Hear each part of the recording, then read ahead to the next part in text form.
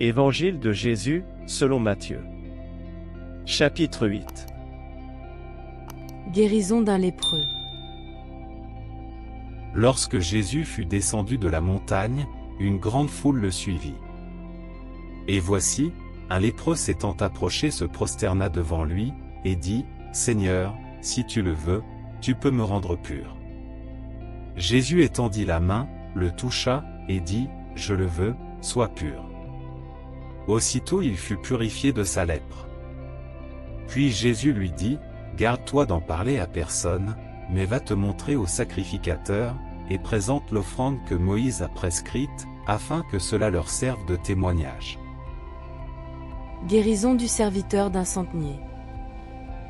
Comme Jésus entrait dans Capernaüm, un centenier l'aborda, le priant et disant, « Seigneur, mon serviteur est couché à la maison, atteint de paralysie et souffrant beaucoup. » Jésus lui dit, « J'irai, et je le guérirai. » Le centenier répondit, « Seigneur, je ne suis pas digne que tu entres sous mon toit, mais dis seulement un mot, et mon serviteur sera guéri. Car, moi qui suis soumis à des supérieurs, j'ai des soldats sous mes ordres, et je dis à l'un, va. Et il va. À l'autre, viens. Et il vient. Et à mon serviteur, fais cela. Et il le fait. » Après l'avoir entendu, Jésus fut dans l'étonnement, et il dit à ceux qui le suivaient, « Je vous le dis en vérité, même en Israël je n'ai pas trouvé une aussi grande foi. Or, je vous déclare que plusieurs viendront de l'Orient et de l'Occident, et seront à table avec Abraham, Isaac et Jacob, dans le royaume des cieux. Mais les fils du royaume seront jetés dans les ténèbres du dehors, où il y aura des pleurs et des grincements de dents. » Puis Jésus dit au centenier, « Va. Qu'il te soit fait selon ta foi. » Et alors même le serviteur fut guéri. Guérison de la belle-mère de Pierre et de plusieurs malades. Jésus se rendit ensuite à la maison de Pierre, dont il vit la belle-mère couchée et ayant la fièvre. Il toucha sa main, et la fièvre la quitta, puis elle se leva, et le servit. Le soir, on amena auprès de Jésus plusieurs démoniaques. Il chassa les esprits par sa parole, et il guérit tous les malades, afin que s'accomplisse ce qui avait été annoncé par Ésaïe, le prophète. Il a pris nos infirmités, et il s'est chargé de nos maladies.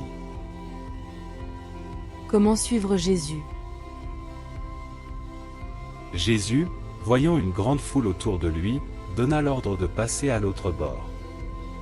Un scribe s'approcha, et lui dit, « Maître, je te suivrai partout où tu iras. » Jésus lui répondit, « Les renards ont des tanières, et les oiseaux du ciel ont des nids, mais le Fils de l'homme n'a pas où reposer sa tête. » Un autre, d'entre les disciples, lui dit, « Seigneur, permets-moi d'aller d'abord ensevelir mon Père. » Mais Jésus lui répondit, « Suis-moi, et laisse les morts ensevelir leurs morts. »